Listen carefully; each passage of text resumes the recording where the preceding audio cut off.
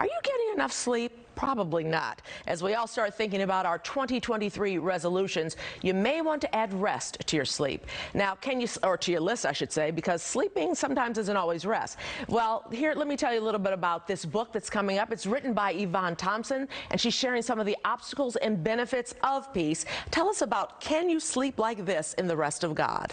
Yes, it's a book that I wrote that's based on spiritual principles, and basically it aligns the principle of sleep with rest and self-care, and basically outlining principles around people getting enough balance in their life. I don't think people realize how important sleep is. 7 to 8 hours you're supposed to have, because it's a rejuvenation, it's a revigoration. And doctors tell you that all the time. What do you say to people who work late, can't get to sleep, and work 2 or 3 jobs and can't get it?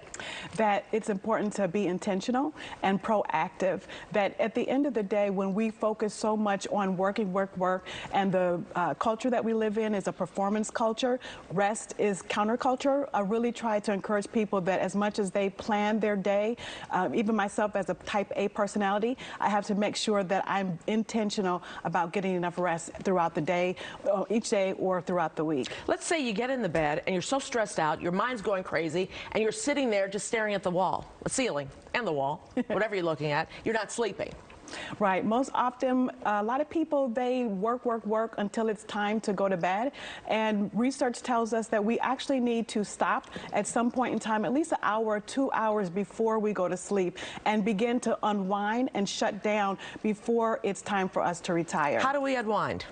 We can listen to soft music. A lot of times people, they watch TV before they go to sleep. They sleep with the phone or go to bed with the phone. So cutting out those type of distractions in the bedroom, removing the TV or turning off the TV, not sleeping with the phone, but typically only using the bedroom as a place for sleep, or if you're married, other things. But for the most part, that's the priority when we're in the bedroom. So taking the TV out of the bedroom, but you can watch it somewhere else, but make the bedroom just the rejuvenation part of it. Because everyone says, oh, I want to lose weight, I want to do this for the new year.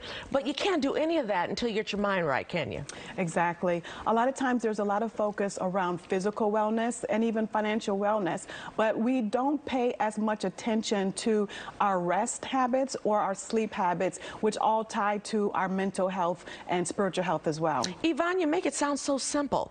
But it isn't that simple for some folks, especially when they work off hours. What about people who come to work in the middle of the night, like 2 or 3 in the morning?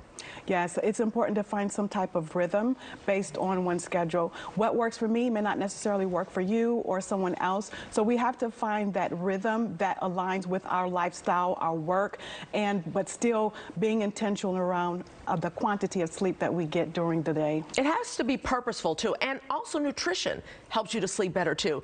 Not drinking a lot, not caffeine a lot, at least a couple of hours before you go to bed, right? Right, because I know, for example, myself, if I drink too much coffee after a certain time in the afternoon or evening, it disrupts my sleep. It interrupts my ability to rest well as well. So our diet definitely has an important factor in that. What if you don't get enough sleep and you take a nap during the day? Is that the same thing or no?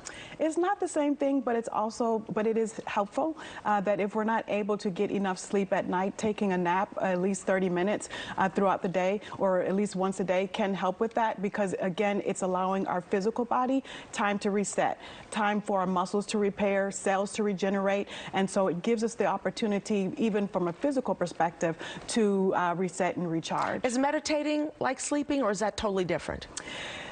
As far as your body's concerned, I mean. Well, I think that meditating is different, because you can rest and not be sleeping. You can sleep and not be sleeping well or resting well. And so meditation is a tool that I actually even talk about in the book, taking time to be still, taking time to meditate, because all of these things contribute to even symptoms from a health perspective regarding reducing anxiety, reducing irritable bowel syndrome. Stress. Yes, exactly. Yeah. Depression, because if we're always going, being busy all the time, without about just taking time to be still, to be present, to meditate. You know, when you take time to just be still, it allows us to just focus, center ourselves, and reset ourselves mentally and even emotionally. All right, Yvonne, thank you so much.